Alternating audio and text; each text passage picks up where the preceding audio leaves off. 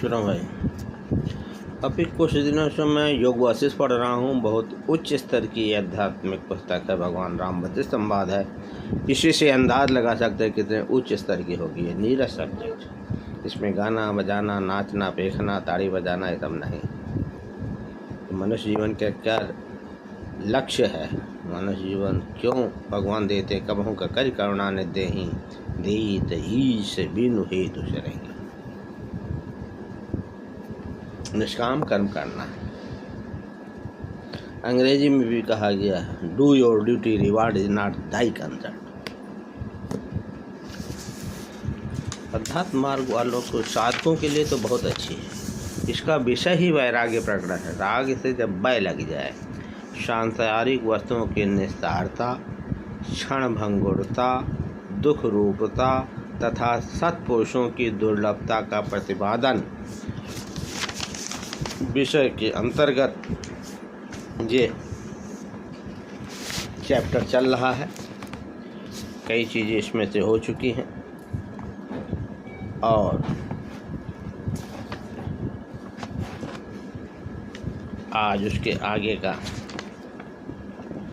विवरण मैं देख रहा हूँ, कहाँ तक मैं पढ़ चुका था।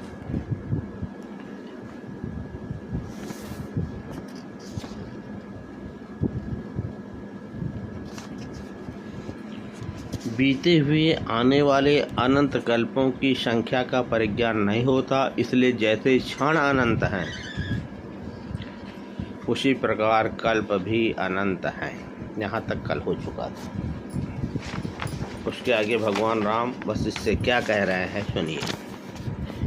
भगवान विष्णु और रुद्र आदि की दृष्टि में कल्प भी क्षण ही है। भगवान विष्णु और रुद्र आदि की दृष्टि में कल्प भी क्षण ही है। अतः ब्रह्मलोक के निवासी भी कल्प नामधारी एक क्षण तक ही जीने वाले हैं। अब आप समझिए, जब वहाँ ये हाल है तो हम लोग क्या होगा। इसीलिए कलाओं, विभिन्न अंशों से सुशोभित होने वाले कार्य समूह में लघुत्व और दीर्घत्व, चिरजीवन और क्षण जीवन की बुद्धि भी दृष्टा की कल्पना के अधीन होने के कारण असत्य ही है। बहुत क्लिष्ट हिंदी का प्रयोग किया गया है, साधकों के लिए है, आम आदमी नहीं समझ पाएगा। सर्वत्र पत्थर के ही पहाड़ हैं, उनमें पत्थर के सिवा दूसरी कोई वस्तु नहीं है। इसी तरह सब जगह मिट्टी की ही पृथ्वी है, काष्ठ के ही वृक्ष हैं, लकड़ी के